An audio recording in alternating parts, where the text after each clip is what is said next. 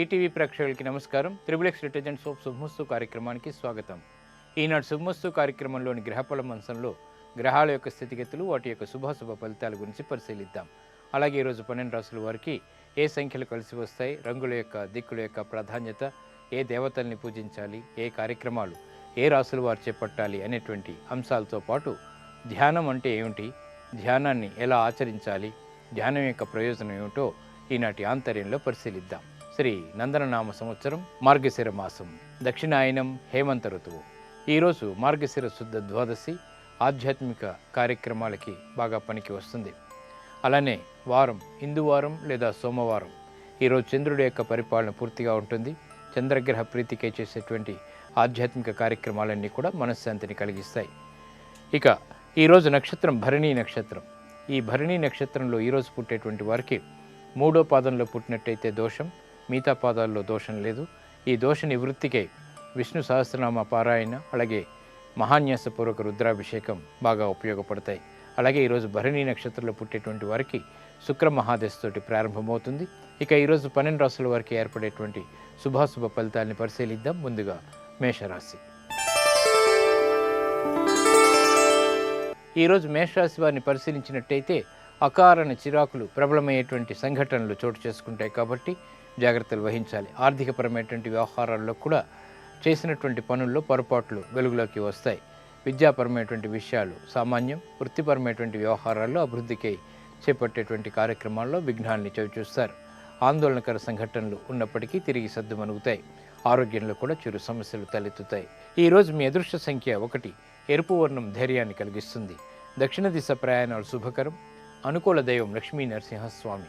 ఈరోజు మీరు లక్ష్మీ నరసింహస్వామిని దర్శించడం, స్వామికి అభిషేకాదులు నిర్వహించడం వంటి కార్యక్రమాల ద్వారా గ్రహ ప్రతికూలత దూరం అవుతుంది. ఆనందకర సంఘటనలు దగ్గరవుతాయి.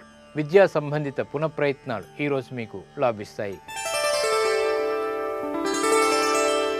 ఈరోజు వృషభ రాశి వారిని పరిశీలించినట్టయితే ఆందోళనకర సంఘటనలు ఉన్నప్పటికీ నెగ్గుకు రాగలుగుతారు.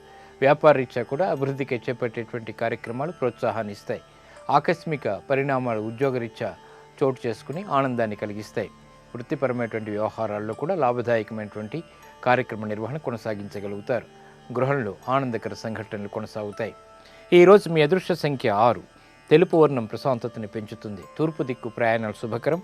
అనుకూల దైవం శ్రీ మహాలక్ష్మి. ఈరోజు మీరు మహాలక్ష్మి అమ్మవారిని దర్శించడం, అమ్మవారికి కుంకుమార్చనలు నిర్వహించడం, శ్రీ సూక్త విధానంతో చేపట్టేటువంటి కార్యక్రమాలు ఆనందకర వాతావరణాన్ని కలిగిస్తాయి. ఆర్థిక సంబంధిత వ్యవహారాలు, లావాదేవీలు ఈరోజు మీకు ఉపయోగపడతాయి.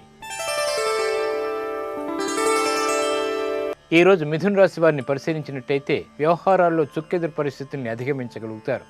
ఆకస్మిక లాభాలను గడించేటువంటి ఉపాయాలు వెలుగులోకి వస్తాయి. వాణిజ్యపరమైనటువంటి వ్యవహారాల్లో కూడా అనుకూలత ఏర్పడుతుంది. కుటుంబ వ్యవహారాల్లో ఆశించినటువంటి ప్రయోజనాలు పొందగలుగుతారు. ఈరోజు మీ అదృష్ట సంఖ్య 3. ఎరుపు వర్ణం ధైర్యాన్ని కలిగిస్తుంది. దక్షిణ దిశ ప్రయాణాలు శుభకరం. అనుకూల దైవం సుబ్రహ్మణ్య స్వామి. ఈరోజు మీరు సుబ్రహ్మణ్య స్వామిని దర్శించడం, నమస్కరించడం వంటి కార్యక్రమాల ద్వారా వ్యవహారాల్లో నెగ్గుకు రాగలిగేటువంటి శక్తిని పెంపొందింప చేసుకోగలుగుతారు. విదేశీ సంబంధిత లావాదేవీలు, ప్రక్రియలు ఈరోజు మీకు లాభిస్తాయి. ఈరోజు కర్కాటక రాశి వారిని పరిశీలించినట్టయితే ఉద్యోగ విషయాల్లో చిరు సమస్యలు ఎదుర్కోవాల్సినటువంటి ఆవశ్యకత ఏర్పడుతుంది. ఆర్థికపరమైనటువంటి వ్యవహారాల్లో కూడా చిరు సమస్యలు ఏర్పడతాయి. ఆరోగ్య క్రమశిక్షణ లోపిస్తుంది. చేపట్టేటువంటి కార్యక్రమాలపై క్రమశిక్షణ రాహిత్యం ఏర్పడుతుంది. వృత్తిపరమైనటువంటి వ్యవహారాల్లో కూడా అనుకూలతకై చేసేటువంటి ప్రయత్నాల్లో విఘ్నాల్ని చవిచూస్తారు. కుటుంబ వ్యవహారాల్లో బాధ్యతలు పెరుగుతాయి. శారీరక శ్రమ అధికమవుతుంది. ఈరోజు మీ అదృష్ట సంఖ్య 5. పసుపు వర్ణం త్వరితగతిని శుభాలను కలిగిస్తుంది. ఈశాన్య దిక్కు ప్రయాణాలు శుభకరం. అనుకూల దైవం మహాకాళి. ఈరోజు మీరు మహాకాళి అమ్మవారిని దర్శించడం, అమ్మవారికి నమస్కరించడం వంటి చర్యల ద్వారా మంచి విజయాలు సాధించుకోగలుగుతారు. గ్రహ ప్రతికూలత దూరం అవుతుంది. ఇక విద్యా సంబంధిత ప్రయత్నాలు మాత్రం ఈరోజు మీకు లాభిస్తాయి. ఈరోజు సింహరాశి వారిని పరిశీలించినట్టయితే శత్రువులపై విజయాలు సాధించగలుగుతారు. మానసిక ధైర్యం పెరుగుతుంది. చేపట్టేటువంటి కార్యక్రమాలపై వేగవంతమైనటువంటి నిర్ణయాలు తీసుకోగలుగుతారు. ఆర్థికపరమైనటువంటి సంబంధ బాంధవ్యాలు మెరుగుపడతాయి. నూతన కార్యక్రమాలని అవలీలగా ప్రారంభించగలుగుతారు. కీర్తిని ఇనుమడింపచేసేటువంటి కార్యక్రమ నిర్వహణ కొనసాగుతుంది. ఈరోజు మీ అదృష్ట సంఖ్య 2, ఆకుపచ్చ వర్ణం ఆహ్లాదాన్ని కలిగిస్తుంది. ఉత్తర దిక్కు ప్రయాణాలు శుభకరం, అనుకూల దైవం ఈశ్వరుడు. ఈరోజు మీరు శివాలయాన్ని దర్శించడం, ఈశ్వరుడికి అభిషేకాదులు నిర్వహించడం వంటి కార్యక్రమాల ద్వారా మంచి ఫలితాలు ఏర్పడతాయి. సాహస నిర్ణయాలు ఈరోజు మీకు లాభిస్తాయి. ఈరోజు కన్యారాశి వారిని పరిశీలించినట్టయితే అధిక ఖర్చులు ఉక్కిరిబిక్కిరి చేస్తాయి. వ్యాపార రీత్యా కూడా నిర్ణయాలు తీసుకోలేనటువంటి పరిస్థితులు ఉన్నప్పటికీ ముందంజ వేయగలుగుతారు. కార్యక్రమాల్లో చురుకైనటువంటి పాత్రని పోషించలేకపోతారు. కుటుంబ వ్యవహారాలు మాత్రం అనుకూలిస్తాయి. ఈరోజు మీ అదృష్ట సంఖ్య 3, పసుపు వర్ణం త్వరితగతిని శుభాల్ని కలిగిస్తుంది. ఈశాన్య దిక్కు ప్రయాణాలు శుభకరం, అనుకూల దైవం శ్రీ మహాలక్ష్మి. ఈరోజు మీరు మహాలక్ష్మి అమ్మవారిని దర్శించడం, అమ్మవారికి కుంకుమార్చన నిర్వహించడం, శ్రీ సూక్త విధానంతో చేపట్టేటువంటి కార్యక్రమాలు ఆర్థికపరమైనటువంటి ఆందోళనను తగ్గిస్తాయి. వ్యాపార నూతన ఒప్పందాలు ఈరోజు మీకు లాభిస్తాయి. ఈరోజు తులారాశి వారిని పరిశీలించినట్టయితే ఆరోగ్యంలో క్రమశిక్షణ లోపిస్తుంది. ఆర్థికపరమైనటువంటి అంశాలు బాగానే కలిసి వస్తాయి. నూతన పరిచయాల ద్వారా అభివృద్ధి కార్యక్రమాన్ని నిర్వహించగలిగేటువంటి అవకాశాలు దగ్గరవుతాయి. కార్యక్రమ నిర్వహణలో కూడా లోపాలని సవరించుకోగలుగుతారు. ఆనందకర సంఘటనలు గృహంలో చోటు చేసుకుంటే ఆరోగ్యం పర్వాలేదు. ఈరోజు మీ అదృష్ట సంఖ్య 5, తెలుపు వర్ణం ప్రశాంతతను పెంచుతుంది. తూర్పు దిక్కు ప్రయాణాలు శుభకరం, అనుకూల దైవం సుబ్రహ్మణ్య స్వామి. ఈరోజు మీరు సుబ్రహ్మణ్య స్వామిని దర్శించడం, స్వామికి అభిషేకాదులు నిర్వహించడం ద్వారా గ్రహ ప్రతికూలత దూరం అవుతుంది. ఆనందకర సంఘటనలు దగ్గరవుతాయి. వ్యాపార లావాదేవీలు ఈరోజు మీకు లాభిస్తాయి. ఈరోజు వృశ్చిక రాశి వారిని పరిశీలించినట్టయితే ఆదాయం కంటే వ్యయం ఎక్కువగా ఉంటుంది. చేపట్టేటువంటి కార్యక్రమాలపై ఆందోళనలు పెరుగుతాయి. వృత్తిపరమైనటువంటి, వ్యాపారపరమైనటువంటి, ఉద్యోగ సంబంధిత విషయాల్లో ఆచితూచి నిర్ణయాలు తీసుకోవడం క్షేమదాయకం. వృత్తిపరమైనటువంటి వ్యవహారాల్లో కూడా దుబారా ఖర్చులు పెరుగుతాయి. వ్యాపార నిమిత్తమే చేపట్టేటువంటి కార్యక్రమాలపై క్రమశిక్షణ లోపిస్తుంది. ఈరోజు మీ అదృష్ట సంఖ్య 1, తెలుపు వర్ణం ప్రశాంతతను పెంచుతుంది. తూర్పు దిక్కు ప్రయాణాలు శుభకరం, అనుకూల దైవం గణపతి. ఈరోజు మీరు గణపతిని దర్శించటం, గణపతి ఉపనిషత్తు పఠించడం ద్వారా విఘ్నాలు దూరం అవుతాయి. ఆరోగ్య పరీక్షలు ఈరోజు మీకు లాభిస్తాయి. ఈరోజు ధనుస్సు రాశి వారిని పరిశీలించినట్టయితే వ్యాపార నిమిత్తమే చేపట్టేటువంటి కార్యక్రమాల్లో విజయాలు సాధించుకోగలుగుతారు. వృత్తిపరమైనటువంటి అభివృద్ధి కొనసాగుతుంది. స్త్రీలు శుభవార్తలు వింటారు. నూతన కార్యక్రమాలని అవలీలగా ప్రారంభించగలుగుతారు. వ్యాపార విస్తరణకై చేపట్టేటువంటి కార్యక్రమాల్లో అనుకూలత పెరుగుతుంది. ఆర్థిక సంబంధ బాంధవ్యాలు మెరుగవుతాయి. ఈరోజు మీ అదృష్ట సంఖ్య 5, ఎరుపు వర్ణం ధైర్యాన్ని కలిగిస్తుంది. దక్షిణ దిశ ప్రయాణాలు శుభకరం, అనుకూల దైవం శ్రీ వెంకటేశ్వర స్వామి. ఈరోజు మీరు వెంకటేశ్వర స్వామిని దర్శించడం, స్వామికి అభిషేకాదులు నిర్వహించడం వంటి కార్యక్రమాల ద్వారా మానసిక స్థైర్యం పెరుగుతుంది, ఆత్మవిశ్వాసం పెరుగుతుంది. తద్వారా విజయాలు చేజిక్కించుకోగలుగుతారు. పెట్టుబడులు ఈరోజు మీకు బాగా రాణిస్తాయి. ఈరోజు మకర రాశి వారిని పరిశీలించినట్టయితే స్థిరాస్తి విషయాల్లో అనుకూలత సాధించుకోగలుగుతారు. ఆదాయాన్ని పెంపొందింప చేసుకునేటువంటి మార్గాలు సులభతరం అవుతాయి. జ్ఞాపక శక్తి విద్యార్థులకి బాగా పెరుగుతుంది. చేపట్టేటువంటి కార్యక్రమాలు స్వశక్తితో విజయాల్ని సాధించుకునేటువంటి అవకాశాలు బాగా లభిస్తాయి. వృత్తిపరమైనటువంటి గౌరవ మర్యాదలు పెరుగుతాయి. కుటుంబ సఖ్యత పెరుగుతుంది. ఈరోజు మీ అదృష్ట సంఖ్య 3, తెలుపు వర్ణం ప్రశాంతతని పెంచుతుంది. తూర్పు దిక్కు ప్రయాణాలు శుభకరం, అనుకూల దైవం దక్షిణామూర్తి. ఈరోజు మీరు దక్షిణామూర్తి స్వామిని దర్శించడం, స్వామికి అభిషేకాదులు నిర్వహించడం ద్వారా గ్రహ అనుకూలతని రెట్టింపు చేసుకోగలుగుతారు. ప్రశాంతత పెరుగుతుంది. నూతన స్నేహాలు ఈరోజు మీకు లాభిస్తాయి, లబ్ధిని చేకూరుస్తాయి. ఈరోజు కుంభరాశి వారిని పరిశీలించినట్టయితే ఉద్యోగ అవకాశాలు దగ్గరవుతాయి. చేపట్టేటువంటి కార్యక్రమాలు సత్ఫలితాల్ని కలిగిస్తాయి. కుటుంబ వ్యవహారాల్లో కూడా ఆనందకర సంఘటనలు కొనసాగుతాయి. గతంలో కన్నా మెరుగైనటువంటి పరిస్థితులు వృత్తిరీత్యా చోటు చేసుకుంటాయి. ఆర్థిక లబ్ధికే చేపట్టేటువంటి కార్యక్రమాలు సత్ఫలితాన్ని కలిగిస్తాయి. మిత్రుల ద్వారా లబ్ధిని చేకూర్చుకోగలుగుతారు. ఈరోజు మీ అదృష్ట సంఖ్య 2, పసుపు వర్ణం త్వరితగతిని శుభాల్ని కలిగిస్తుంది. ఈశాన్య దిక్కు ప్రయాణాలు శుభకరం, అనుకూల దైవం గణపతి. ఈరోజు మీరు గణపతిని దర్శించడం, గణపతికి హోమం నిర్వహించడం, పూజలు నిర్వహించడం వంటి కార్యక్రమాల ద్వారా ఆత్మస్థైర్యం పెరుగుతుంది. కార్యాల్లో విజయాలు సాధించుకోగలుగుతారు. కోర్టు సంబంధిత వ్యవహారాలు ఈరోజు మీకు అనుకూలిస్తాయి. మీనరాశి వారిని పరిశీలించినట్టయితే ఆకస్మిక ఆదాయం పెరుగుతుంది. చేపట్టేటువంటి కార్యక్రమాలు సత్ఫలితాన్ని కలిగిస్తాయి. వృత్తిపరమైనటువంటి వ్యవహారాల్లో ఇతరులు సాధించలేనటువంటి కార్యక్రమ నిర్వహణ కొనసాగించగలుగుతారు. పేరు ప్రఖ్యాతులు పెరుగుతాయి. శారీరక శ్రమ అధికంగా ఉన్నప్పటికీ ఆదాయం పెంపొందింప చేసుకునేటువంటి మార్గాల్ని అన్వేషించగలుగుతారు. పెట్టుబడులు బాగా కలిసి వస్తాయి. విదేశీ లావాదేవీల్లో కూడా ప్రాముఖ్యతని సంతరించుకోగలుగుతారు. ఈరోజు మీ అదృష్ట సంఖ్య 4. ఆకుపచ్చ వర్ణం ఆహ్లాదాన్ని కలిగిస్తుంది. ఉత్తర దిక్కు ప్రయాణాలు శుభకరం. అనుకూల దైవం శ్రీ వెంకటేశ్వర స్వామి. ఈరోజు మీరు వెంకటేశ్వర స్వామిని దర్శించడం, స్వామికి అభిషేకాదులు నిర్వహించడం వంటి కార్యక్రమాల ద్వారా మానసిక సంతృప్తి పెరుగుతుంది. అష్టమ శని రాహుల ద్వారా ఏర్పడేటువంటి విపత్తులు దూరం అవుతాయి. విద్యా సంబంధిత ప్రయత్నాలు ఈరోజు మీకు లాభిస్తాయి. నేటి నక్షత్ర యోగాన్ని పరిశీలిద్దాం. నేటి నక్షత్రం భరణి నక్షత్రం. దీని అధిదేవత యముడు, నక్షత్రాధిపతి శుక్రుడు. భరణి నక్షత్రంలో పుట్టేటువంటి వారికి శుక్ర మహాదశతోటి ప్రారంభమవుతుంది. ఇది 20 సంవత్సరాల దశ. ఈ శుక్రుడు ప్రతికూలంగా ఉన్నప్పుడు భరణి నక్షత్రంలో చేపట్టేటువంటి ఆధ్యాత్మిక కార్యక్రమాలు శుక్రుడు ద్వారా ఏర్పడేటువంటి విపత్తుల నుంచి కాపాడుతుంది. అలాగే ఈ భరణి నక్షత్రంలో ప్రయాణం చేయవలసి వచ్చినప్పుడు 10 గడియలు విడిచి ప్రయాణం చేసినట్టయితే శుభ ఫలితాల్ని కలిగిస్తుంది. వధూవరులు ఇద్దరిది కూడా భరణి నక్షత్రమైనప్పుడు వివాహానికి అనుకూలత ఏర్పడదు.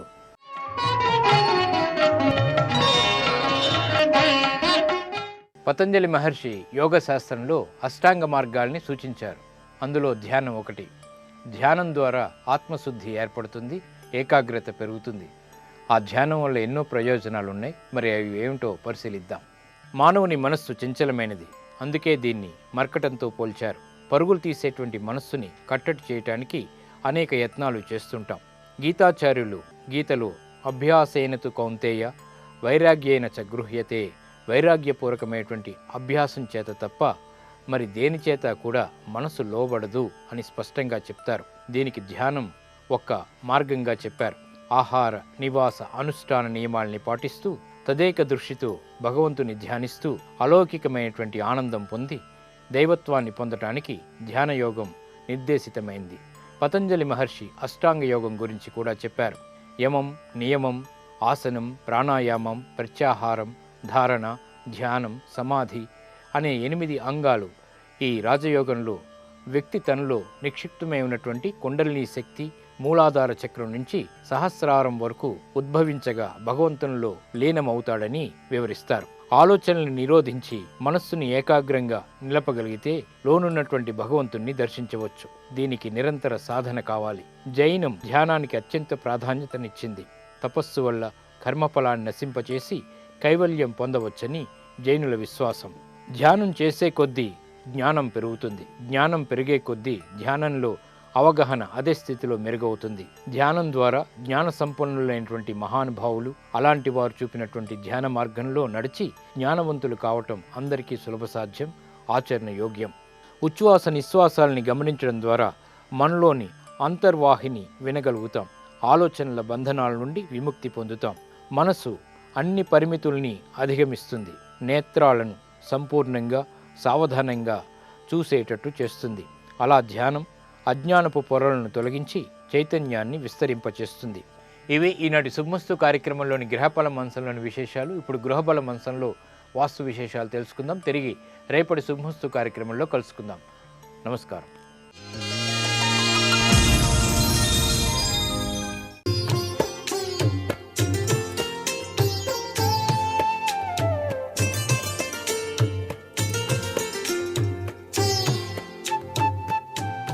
XXX డిటర్జెంట్ సోప్ శుభమస్తు కార్యక్రమంలో గృహ బలం అంశానికి స్వాగతం.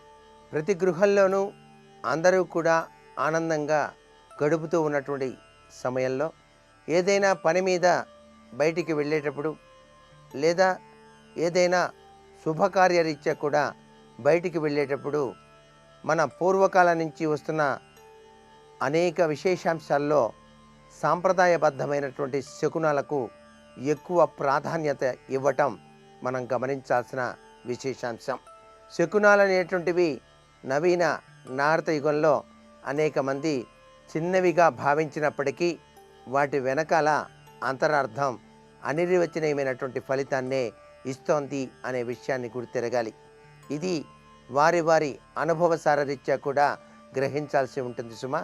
ఒక ఇంటిలో నుంచి యజమాని ఒక ముఖ్యమైనటువంటి కార్యక్రమానికి బయలుదేరి వెళ్ళేటప్పుడు ఆ రోజు యొక్క ప్రభావం కూడా అతడు అంచనా వేసుకోవటం ముఖ్యం.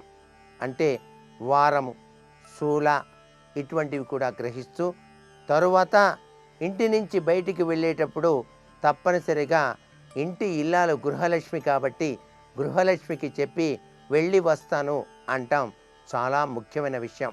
అలా ఇంటి ఇల్లాలకు చెప్పి బయటికి వచ్చేటప్పుడు శకున ప్రభావం ఏ విధంగా ఉందో కూడా చూసుకొని కనుక బయలుదేరినట్లయితే చాలా చక్కటి సత్ఫలితాన్నే పొందటానికి ఆస్కారం ఉంది. మనకి శకునాలు 2 రకాలుగా చెప్పారు. ఒకటి శుభ శకునములు, రెండవది అశుభ శకునములు. ఏదైనా శుభం జరగాలనే కదా ప్రతి వ్యక్తి కూడా కోరుకునేది. అందుచేత శుభ శకునాల్లో దాగిన పరమార్థ లక్షణాలు గృహ బలరీత్యా ఎటువంటి ప్రభావాన్ని ఇస్తున్నాయి, ఇంటిలిపాది కూడా ఆనందంగా ఉండాలి అంటే ఆ శకునాల ప్రభావం కూడా మనం తెలుసుకోవాలి కదా మరి. అంతేకాకుండా గొప్ప విషయం ఏంటంటే ఒక ఇల్లు నిర్మాణం చేస్తూ ఉన్నప్పుడు మాత్రం దూర ప్రాంతాలకు వెళ్ళరాదు అనేటువంటిది ముఖ్యమైన విషయం, గుర్తుపెట్టుకోండి. ఇంటి నిర్మాణం పూర్తి అయ్యేంత వరకు కూడా అది ఒక యజ్ఞంగా భావించాలి, అదొక దీక్షగా భావించాలి. గృహ నిర్మాణం కట్టడం అంటే మాటలా మరి? జన్మ సుకృత పుణ్యఫలం వల్ల గృహం లభ్యపడుతుంది. ఆ గృహాన్ని నిర్మాణం చేస్తూ మన్నాడే ఈయన సుదీర ప్రాంతానికి వెళ్ళటానికి ఉపక్రమిస్తే ఉపద్రవాలు వచ్చి తీరతాయి అనేటువంటి ముఖ్యమైన విషయం మాత్రం ఇక్కడ గుర్తుపెట్టుకోవాలి ప్రతి ఒక్కరూ కూడా. ఎంత గొప్ప పని ఉన్నప్పటికీ కూడా సుదీర ప్రాంతానికి మాత్రం వెళ్ళరాదు. అలాగే ఇంటిలో కోడలు గర్భవతిగా ఉన్నప్పుడు ఆ గర్భవతిగా ఉన్నటువంటి సమయంలో ఇంటి నిర్మాణం చేయటం విషయంలో కూడా చక్కటి నిర్ణయం తీసుకోవాలి. అంతే తప్ప కట్టేద్దాం ఏం పర్వాలేదులే అని చెప్పేసి నిర్మాణం సాగించకూడదు. ఇక శకునాల రీత్యా కనుక మనం ఆలోచన చేసినప్పుడు ఇంటి యజమాని అడుగు బయటికి వేసి వెళుతూ ఉన్నటువంటి సమయంలో ఇంటి ఇల్లాలు ఏమండి ఆగండి అని చెప్పేసి మళ్ళీ పిలిచినట్లయితే అది మాత్రం అశుభదాయకము అని చెప్పేసి గుర్తుపెట్టుకోవాలి. అలాగే ఇంటి నుంచి అడుగు బయటకు వేసి వెళ్తూ ఉన్నటువంటి సమయంలో వెనుక నుంచి ఎవరైనా తుమ్మినట్లయితే అది శుభదాయకమైనటువంటి ప్రభావాన్నే ఇస్తుంది. ఇది తుమ్మటంలో ఏమిటి అంతరార్థం అంటే తుమ్మికి నాంది వాక్యం పలికేది కుజుడండి. కుజుడు ముక్కు కొనల మధ్య ఉంటాడు అని శాస్త్రం. కుజతత్వం సుబ్రహ్మణ్యేశ్వర స్వామి తత్వం. అందుచేత సుబ్రహ్మణ్యుడు విజయసిద్ధికి కారకుడు. విజయాన్ని ప్రసాదించడానికి ఆ యొక్క నిమిషంలోనే వెనకాల ఎవరైనా తుమ్మినట్లయితే ఇతడు విజయసిద్ధి అని చెప్పేసి మనం గ్రహించాలి. అంతేకాకుండా ఆగకుండా తుమ్ములు వచ్చేటువంటి వాళ్ళు ఎవరైనా ఉన్నట్లయితే లక్ష్మీ నరసింహస్వామి జపం చేస్తే తుమ్ములు ఆగిపోతాయండి. ఇది కూడా గొప్ప విశేషాంశం, మనకి పురాణ ఇతిహాసాల్లో తగిన పరమార్థం. అంతేకాకుండా నిండు ముత్తైదువ మీరు వెళ్తున్నప్పుడు ఎదురుగా కనుక వచ్చినట్లయితే చాలా విశేషవంతంగా మీ కార్యక్రమాలు నిర్విఘ్నంగా నెరవేరుతాయి. అలాగే పూల గంప ఎదురుగా రావటం, భగవంతుని యొక్క ఊరేగింపు ఎదురుగా రావటం, గోవులు ఎదురుగా రావటం, పెండ్లివారు ఎదురుగా రావటం. ఎవరైనా పిలుపుకి పెళ్లివారు వస్తూ ఉన్నారు, మీరు బయలుదేరుతూ ఉన్నారనుకోండి, చాలా మంచిదే. పెండ్లివారు ఎదురుగా వస్తున్నారు, ఆహా అద్భుతం. గుర్రం ఎదురుగా కనుక వస్తే చాలా మంచిది. ఏనుగు ఎదురుగా వస్తే చాలా మంచిది. గడ్డి మోపు నెత్తిన పెట్టుకొని ఎవరైనా ఎదురుగా వస్తున్నట్లయితే చాలా విశిష్టవంతమైన ఫలితం. ఎందుకంటే గడ్డి అనేటువంటిది ప్రకృతి ప్రసాదించిన వరం, అది సంపదను వృద్ధి చేసేటువంటిది. ఆవులు పాలిస్తాయి గడ్డి తిని. అందుచేత అంతేకాకుండా చిన్నపిల్లలు ఎదురుగా వచ్చారనుకోండి, చాలా విశేషవంతమైనటువంటి శుభశకునంగా మనం భావించాల్సి ఉంటుంది. కూరగాయల కంప అట్లా నెత్తిన పెట్టుకొని ఎదురుగా వచ్చారనుకోండి, చాలా విశేషవంతమైనటువంటి ప్రభావాన్ని ఇస్తుంది. ఇనుప ట్రాక్టర్ కానీ ఇటుకల ట్రాక్టర్ కానీ వస్తూ ఉంటే కూడా అది కూడా శుభదాయకవంతమైన ప్రభావాన్ని ఇస్తుంది. ఇరువురు బ్రాహ్మలు ఎదురుగా కనుక వస్తుంటే వేద బ్రాహ్మలు విశిష్టవంతమైన ప్రభావాన్ని ఆ యొక్క వ్యక్తి పొంది తీరుతాడు అనేటువంటి విషయాన్ని ఈ శకునాల పరంపర రీత్యా మనం గ్రహించవలసినటువంటి విశేషాంశం. నేటి వాస్తు సందేహాన్ని గనక పరిశీలించినట్లయితే గృహంలో ధనప్రాప్తి సమృద్ధివంతంగా ఉండటానికి ఎటువంటి నియమాలు పాటించాలి అన్నది ప్రశ్న.